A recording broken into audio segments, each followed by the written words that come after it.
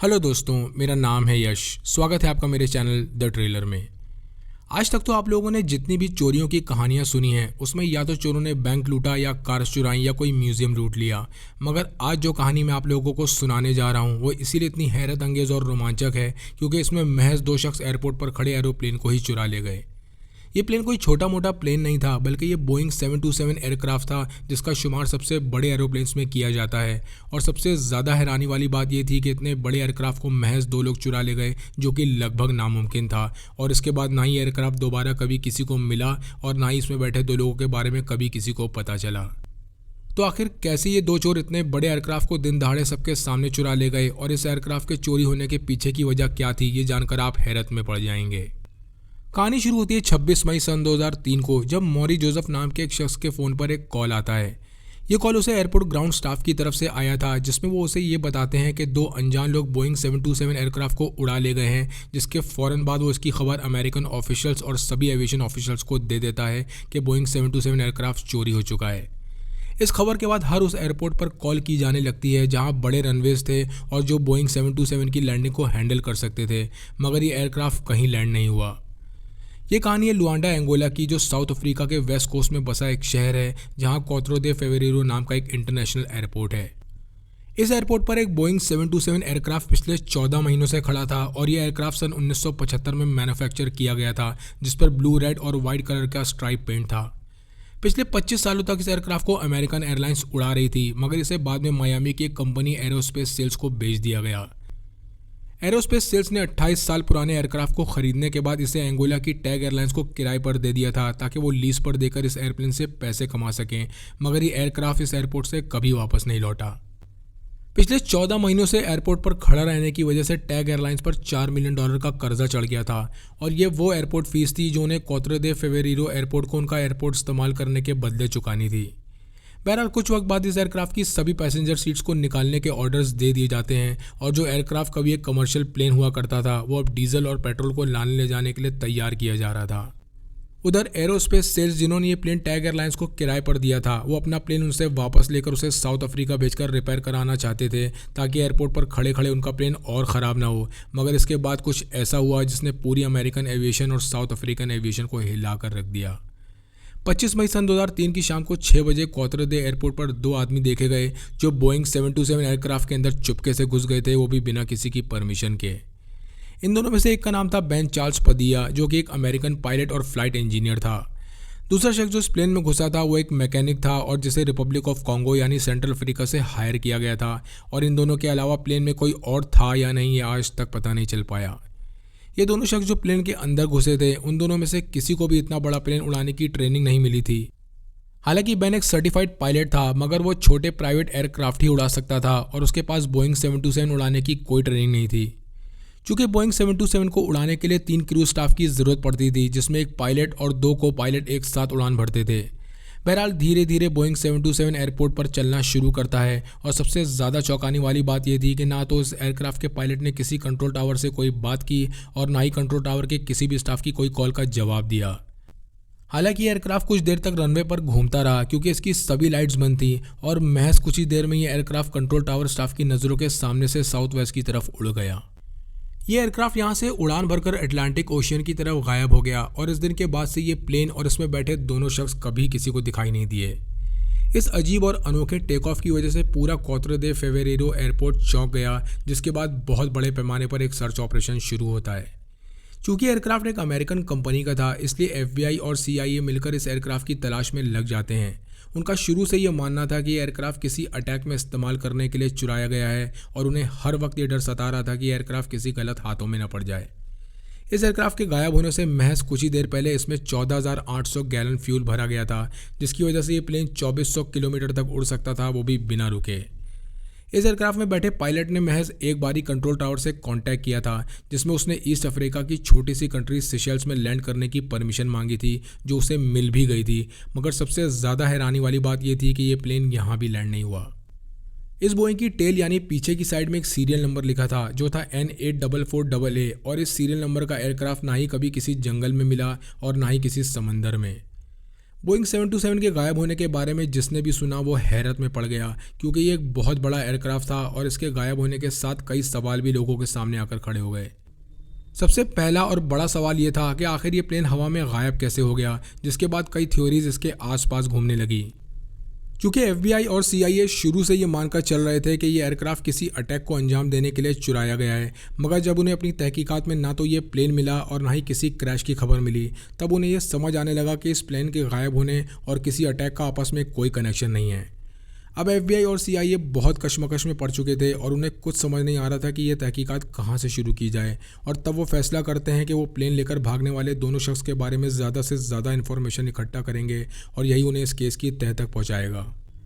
FBI और CIA के अंदाजे के मुताबिक जो शख्स ये प्लेन उड़ा रहा था उसकी उम्र लगभग 50 साल थी, जिसका नाम था बेन चार्ल्स पदिया।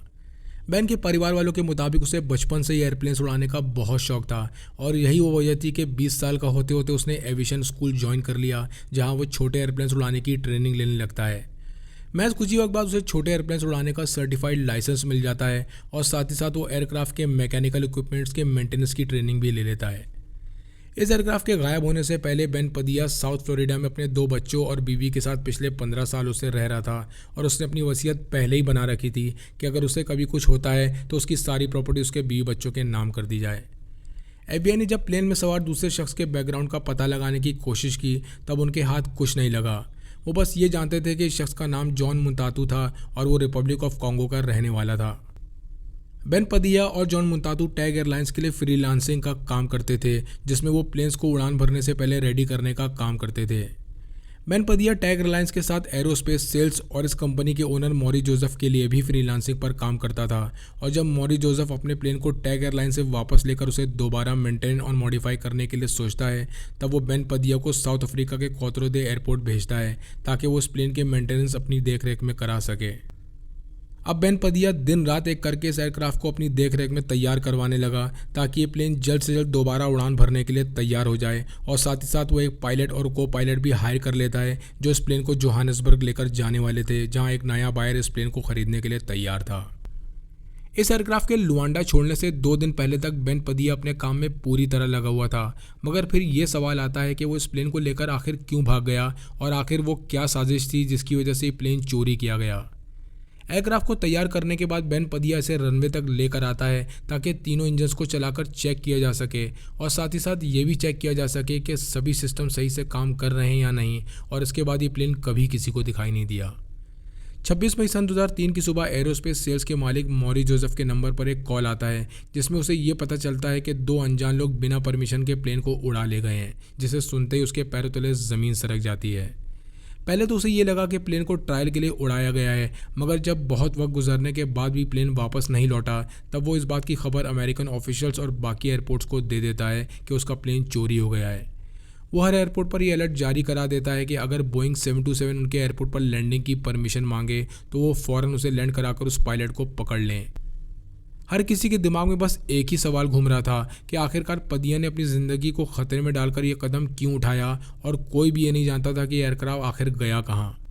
बेन पदिया के गायब होने के बाद उसके भाई जोसेफ पदिया ने कई इंटरव्यूज़ दिए जिसमें उसने बार बार एक ही बात कही कि उसका भाई इस बोइंग 727 में बैठकर अपनी मर्जी से नहीं गया होगा।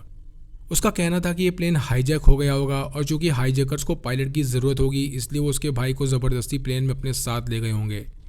जोसेफ की इस थियोरी के हिसाब से बेन पदिया या तो अब तक मारा जा चुका होगा या हाईजैकर्स ने उसे बंदी बनाकर अपने पास रख लिया होगा।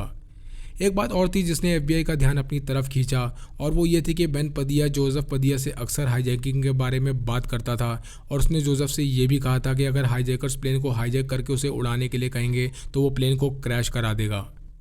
FBI का मानना था कि अगर प्लेन हाईजैक हुआ था तो उसे अब तक कहीं क्रैश हो जाना चाहिए था, मगर ना तो ये प्लेन क्रैश हुआ और ना ही कभी इसका मलबा किसी को मिला। इस प्लेन के गायब होने के महज कुछ ही महीनों बाद एक एयरक्राफ्ट पापुआ न्यू गिनिया के पास दिखाई देता है जो इस चोरी हुए एयरक्राफ्ट से काफ़ी मिलता जुलता था।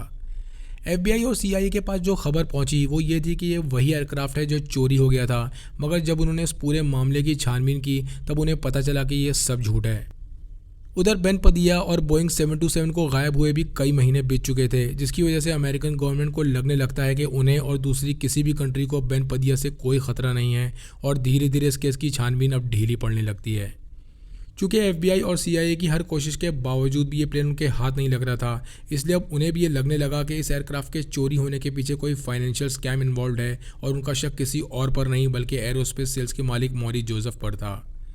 इस केस की तहकीकात कर रहे ऑफिसर मार्स्टन रॉबसन का कहना था कि हो सकता है कि इस प्लेन को इसके ओनर मॉरिस जोसेफ ने ही गायब कराया हो ताकि वो इसका इंश्योरेंस क्लेम ले सके, और ये भी हो सकता है कि इस प्लेन को किसी गलत काम को अंजाम देने के लिए गायब कराया गया हो। हालांकि ये सब महज एक थ्योरी थी, क्योंकि किसी के भी खिलाफ कोई पुख्ता सबूत नहीं था और चूंकि एयरक्राफ्ट और बेन पदिया भी उनके हाथ नहीं लग रहे थे, जिसकी वजह से ये तहकीकात वहीं के वहीं घूम रही थी। चूँकि इस एयरक्राफ्ट की कंडीशन बहुत ज़्यादा ख़राब हो चुकी थी और एयरपोर्ट पर खड़े खड़े इस पर $4 मिलियन का कर्जा भी चढ़ गया था, इसलिए अब एक और थ्योरी निकलकर सामने आने लगी, और वो ये थी कि हो सकता है कि टैग एयरलाइंस ने ही इस प्लेन को गायब कराया हो, जिसकी वजह से FBI और CIA कश्मकश में पड़ गए कि किस थ्योरी के हिसाब से इस केस को सॉल्व किया जाए।